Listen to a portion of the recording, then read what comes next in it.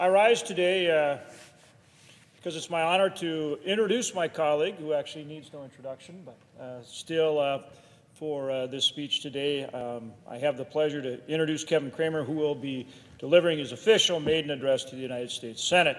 I've known Kevin for many years, and he's always been incredibly diligent worker for the people of North Dakota, and he served our state in many different capacities. He served as tourism director and did a tremendous job of promoting our state, promoting tourism, and really promoting the beauty and the history of our state in a way that brought a lot of national attention and really made a difference in terms of tourism for our state.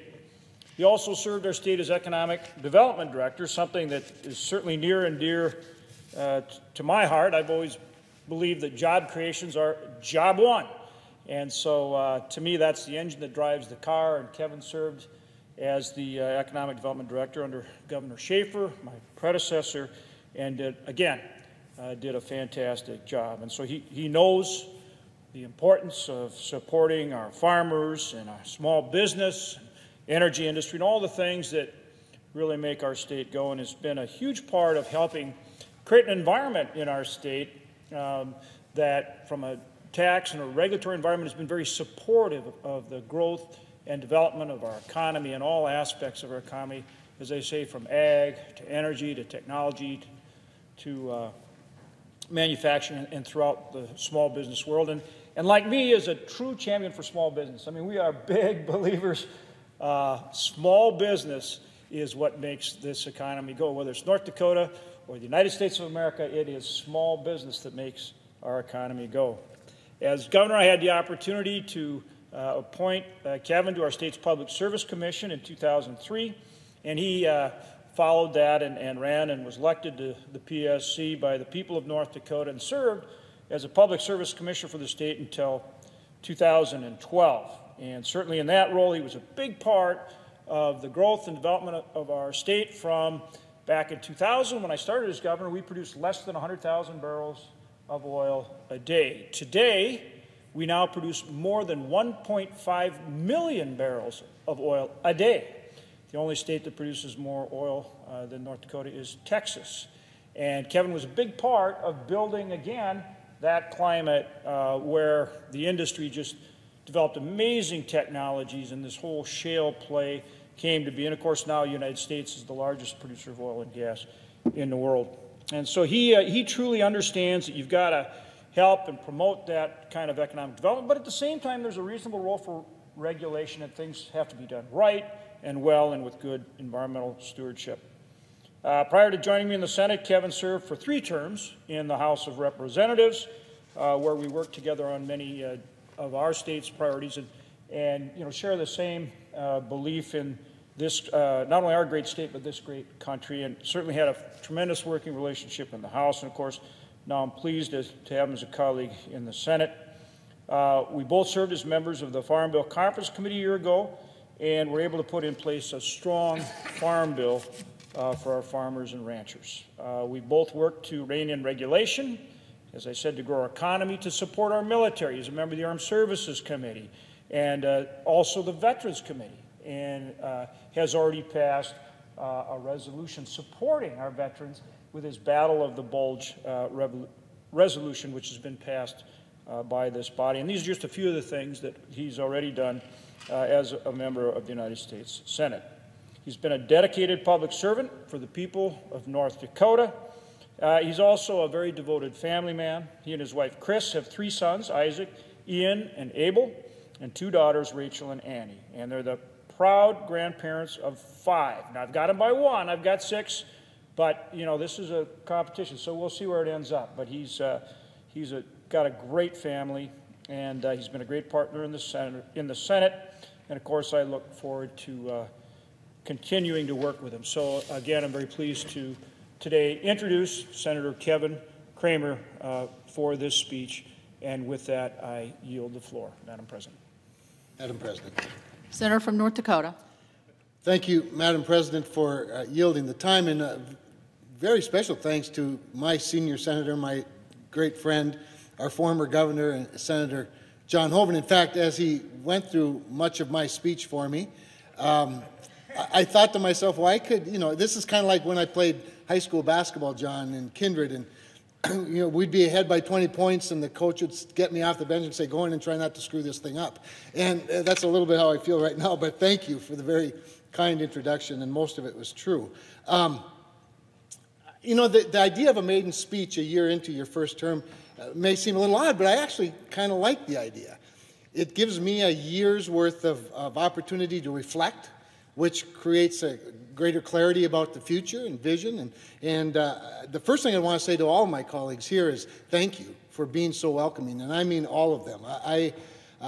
What they say about the Senate and the collegiality of it is very true. And it's not just true, it's really important. And it's something worth preserving. And I can honestly say, out of the 99 that I've met, I love every one, individually and collectively, and appreciate all that they've meant to me. Chris and I have been married for 33 years. We have 5 children together, and I'm going to talk about one in particular in a little bit.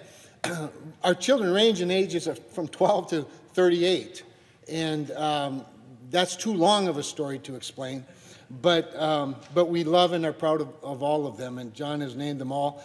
Our 5 grandchildren, they're a little closer in range. They range from 1 to 7, and we love every single one of them. Lila, Bo, Nico, Chet, and Willa, with all the love any grandparent could come up with all the love God has for us. And I think it's important for people to know I am a child of God and a follower of Jesus, and it informs everything that I do, both at home and here and throughout life. I was raised, I think it's important to know a little bit about where you come from. I was raised by loving parents. My dad was a rural electric lineman who never once complained about going out in the storm to get the lights back on for the farmers of our area. A mother who was an elder caregiver when she wasn't pumping gas at the local farmers union station. They did whatever they needed to do to help us kids and to provide for our family. And we never felt like we needed anything because we didn't. We were loved and we were well cared for and had great examples of culture and work ethic and values that are North Dakotans. And so I think it's important to understand where a person comes from. But I want to fast forward a little bit to this last year. And I said I was going to talk a little bit about one of our sons. It was a tough campaign. A lot of people think that North Dakota is this bright red state, that everyone that runs there that's Republican wins. And while that's certainly been the trend, I think it's sort of important for people to know I'm the first Republican in my lifetime to hold the seat that I hold right now for the people of North Dakota.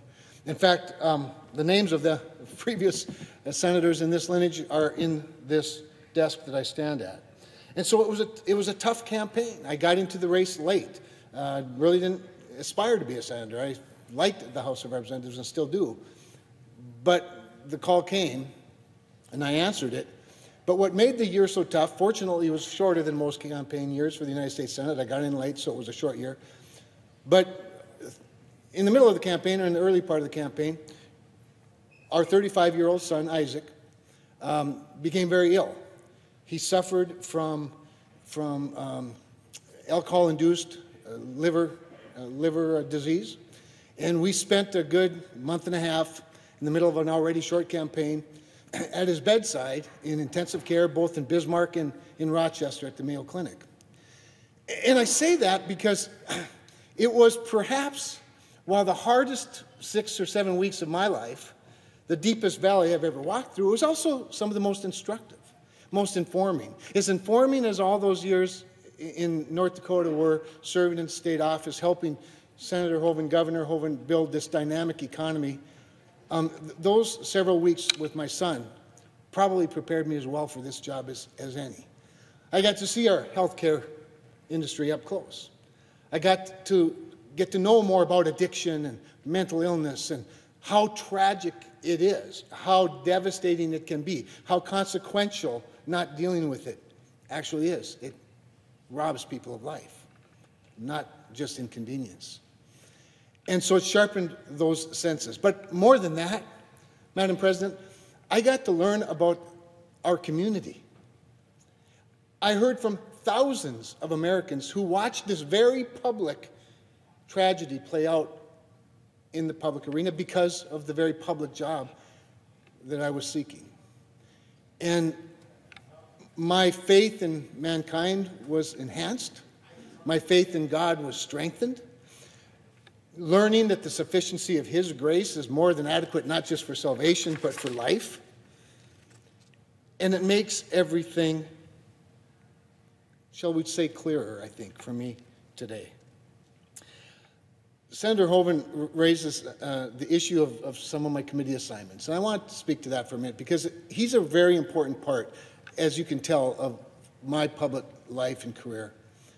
And while I stand on the shoulders of former Governor Ed Schaefer and former Agriculture Secretary Ed Schaefer, John and I both served with him in economic development when John was the president of the Bank of North Dakota. It's John Hoeven that gave me my first entree into elected office at the Public Service Commission in North Dakota, and then worked with me. And then, of course, I had the opportunity to serve with him, as he said, on the Farm Bill Conference Committee when I was in the House of Representatives. But when I had that very first important meeting with Leader McConnell to talk about what committees I'd want to be on in the Senate, realizing I was coming from the House where I only served on one. I served on the Energy and Commerce Committee, an important committee, big committee, but it was only one committee. Here I would serve on 3 or 4, or as it turns out, 5. And the first thing I did is I looked at Senator Hoeven's committee assignments, and I wanted to assess how can I complement where he serves. He serves on the Agriculture Committee. He serves on the Energy and Natural Resources Committee. It made sense to me, with my environmental background, my regulatory background, to serve then on the Environment and Public Works Committee, where both agriculture and energy development are greatly impacted. Whether it's environmental policy, whether it's land policy, regulations that I think serve as a bit of a taking of a farmer's land are every bit as important as the revenue that they receive through safety net programs. So I sought and received that. The Banking Committee, John talked a little bit about that and my role as an economic development director in the state of North Dakota. I've always liked macroeconomics. It's always intrigued me how financial policy and economic policy go together. But as interesting as the Federal Reserve is to me, and it is, as important as the Export-Import Bank is to me, and it is, it's really the community bank, like the bank that Senator Hoeven comes from and whose family started and is building in North Dakota. The local credit union, the farm lenders, that's what drives me more than anything in the Banking Committee. The Veterans Affairs Committee is a great committee and something that I could never have imagined aspiring to or holding. But I do know this much. John and I love veterans.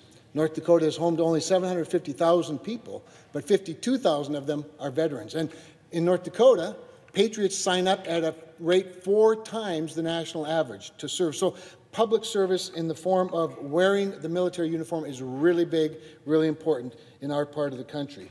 I had the opportunity for a number of years to chair the Rough Rider Honor Flight in North Dakota, where we raised the money and organized the trips for about 500 World War II veterans to come and see the memorial built in their honor. And what a moving experience that was. But before service members return from duty, of course, they serve. And we should be working to give them the best resources we can, which is why today is an appropriate day for this maiden speech, as it's also the day that we passed a very important and very impressive National Defense Authorization Act that provides those tools and the things that our military men and women need to be the dominating force for good in the world. And it's an honor to serve them. You know, I'm the very first member of the Senate Armed Services Committee from North Dakota. I didn't know that when I sought that committee assignment to complement my Veterans Affairs assignment. But I'm honored to do it. And the reason I sought that one, because again, back to Senator Hoeven, he's an appropriator. He's a defense appropriator. I thought, how can I best look out for North Dakota's assets? And the Armed Services Committee seemed like the right place to be. I also believe that North Dakota's assets are perfectly positioned for the future of war fighting. And so I'm very grateful today for the passage of the National Defense Authorization Act and for the opportunity to serve on the Armed Services Committee. We have Air Force bases in both Minot and Grand Forks, and their histories are similar, but their new missions are very different. In Minot, we have the two-thirds of the nuclear triad in the B-52 bombers that carry those impressive bombs, and of course the intercontinental ballistic missiles, which are being replaced now by the ground-based strategic deterrent. The modernization of our nuclear triad in this NDAA is very important to our state, and I'm honored to have been part of seeing it through to completion. We also have a very important space radar station in Cavalier, something very few people know about. Very few people in North Dakota really are aware of that space station at Cavalier, and yet it's a very important asset. Now as we launch this sixth service, the Space Force, again, we can see very important things and opportunities for North Dakota. We also happen to have a very excellent National Guard, both Army and Air Force National Guard, that does important work, not just locally, and they do great work locally, but around the globe, as I think every member here can attest to the power of their National Guards. Our ISR systems over in Fargo, flying the UAVs, it's just remarkable what they do. It's remarkable what they contribute to the national defense in our Air Guard in Fargo, the 119th, the Happy Hooligans. At the Grand Forks Air Force Base, as I said, a base that was similar in its founding as Minot, is now a UAV base, a Global Hawk base, where they do important ISR work. And again, the future of war fighting, the importance of good intelligence is so critical. And the airmen in Grand Forks are second to none in carrying out that mission. So the strategic pick of my assignments, again, designed to complement Senator Hoeven and serve the good people of North Dakota. I'm just going to spend a little time talking about my service in the House of Representatives because it is the People's House. I loved the People's House. Senator Thune served in the House of Representatives from South Dakota, and he knows what it's like to be the only member from an entire state. It's got its opportunities and it's got its challenges. I used to say to students that would visit, if you want to know what America looks like, go to the House of Representatives, sit upstairs, look down, and you'll see 435 people that are just like 700,000 others. 700,000 others just like each one of them. The diversity of our country is perfectly demonstrated in the House, and I loved that. But I also knew how hard it was, because if I could get my colleagues from South Dakota, Wyoming, Montana, and Alaska to go along with me, I'd have 5 votes. That's almost 10% of California. That's a lot of relationship building to get things done, and yet I loved it. There's still things about the House I watch and I love. There are some things lately I watch and I wonder, but there are a lot of things I love about the House, and the founders knew exactly what they were doing when they created it. But to come over here, to be one of 2, to be a member of the United States Senate, which is the equalizer for our legislative chambers. Our founders really knew what they were doing. And so to have that opportunity to work with you all to provide a level playing field for the people of a smaller state has been truly, truly marvelous. Well, I'm not going to elaborate on my years as tourism director and economic development director, and even on the Public Service Commission, really, because Senator Hoeven's done a good job of that. I would just say this, that the thing that I learned more than anything on the Public Service Commission, even though I carried the pipeline portfolio, cited the original Keystone Pipeline, cited thousands of miles of transmission lines, electric as gas, oil, carried the coal portfolio in reclamation, worked with the Department of Interior on those issues that are very important to our state. What I learned more from all of that than even big-time economics or engineering or energy security, as important as those lessons were over those 10 years I served, the thing I learned the most was how important the people are. Because in the wisdom of the Midwest, the laws in North Dakota require that whether you're raising somebody's utility rates, siting a pipeline, siting a transmission line, siting a refinery, siting a coal-fired power plant, siting a wind farm, you had to hold a hearing in the community where the investment was taking place. In other words, you couldn't hide behind the pillars of the state capitol. You had to go to them and make it easier for them to come to you. And what I learned from the people of the prairies of North Dakota about not just life in general, but how to site a pipeline. It was a farmer in Walsh County who said about the Keystone Pipeline at an open meeting, I don't know much about laying pipelines, but personally I would try to avoid that quarry that you're going through. And so some very high-paid engineers moved the pipeline away from the rocks and into better soil. It was the mayor of Park River who came at that same meeting to me and said, I don't know that much about pipelines, but you're going right through the aquifer that serves the municipal water supply for my community. I think it'd be better if you moved it. And so high-paid engineers moved it away from their aquifer. And the collective wisdom of the people of North Dakota and the individual wisdom of many of the individuals in North Dakota, I learned is something to not be taken for granted nor wasted, which is why in my service in the House and here again in the Senate, I spend so much time holding town halls of all types so that I wouldn't rob myself of the value and the benefit of the collective wisdom of the people that I serve. And so I'm just so grateful to Senator Hoeven. He is a skilled and accomplished leader. He works tirelessly, and you all know that, on behalf of the people of North Dakota. He is relentless in his pursuit of things for North Dakota. He's been a great friend and a great mentor. I'm thankful for his partnership now and his willingness to work with me into the future, as he did when I was on the Public Service Commission.